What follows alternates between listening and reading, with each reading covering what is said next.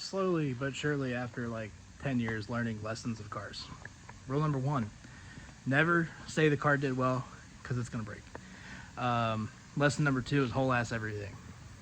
And this is why. I'm gonna put the clip in here.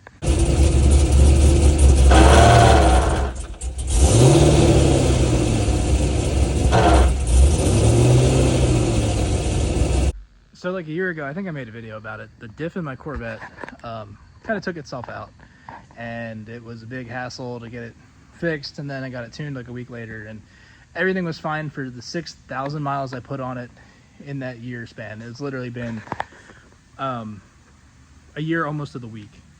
And yeah, what are you gonna do? Something in the driveline is broken, like without a doubt. I had that weird engagement problem, you know, getting into reverse and first and everything. I talked about that in another video, but they kind of got better once the car was driven. So it was sort of like a, maybe it was from sitting or something. I don't know. I thought it was kind of weird. Could have been the linkage. Who fucking knows?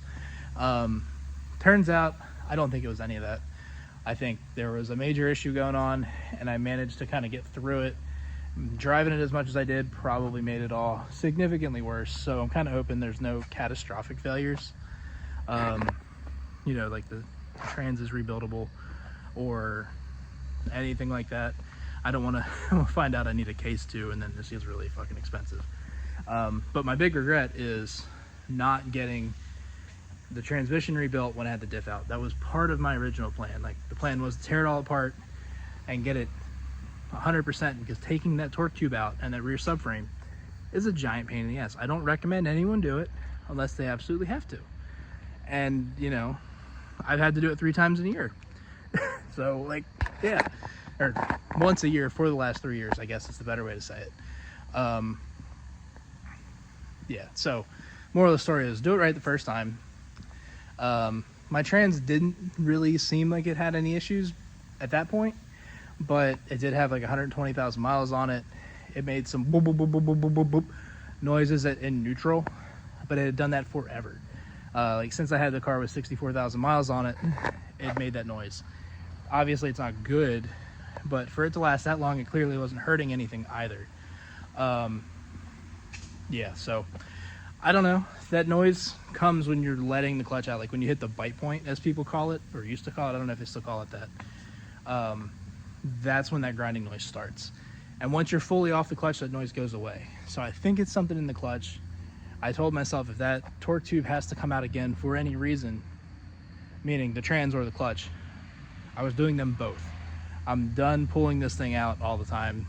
I'm getting a new slave, OEM slave, new master, I'm going OEM master. I found out that McLeod actually doesn't recommend an adjustable master cylinder with their clutch. So I'm going to do what they recommend, because the tick didn't do a whole lot for me. I never really understood. I got the point, you know, I understood the theory of it. I never had the problem they were trying to address, you know, if that makes any sense. So to me, it just kind of seemed like a waste of money, but it also had higher pedal effort and all that kind of stuff. So there was a variety of things that I wasn't crazy about with it, but to top all that off, it didn't help. Like, you know, it was all that for nothing. So I'll probably do an OEM master again.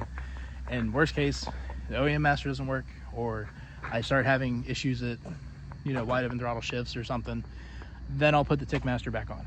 It's really not the end of the world. It's a pain in the ass, but not horribly difficult. The worst part is putting the clutch return spring back on that you have to take off for the tick master cylinder. So yeah, that's the plan. Talking video. But I don't plan on taking this apart till after cruise week, which is next weekend. After that, I'll take it apart. I don't think I'm going to take it down there. I've got a bunch of rush powder coating jobs to do.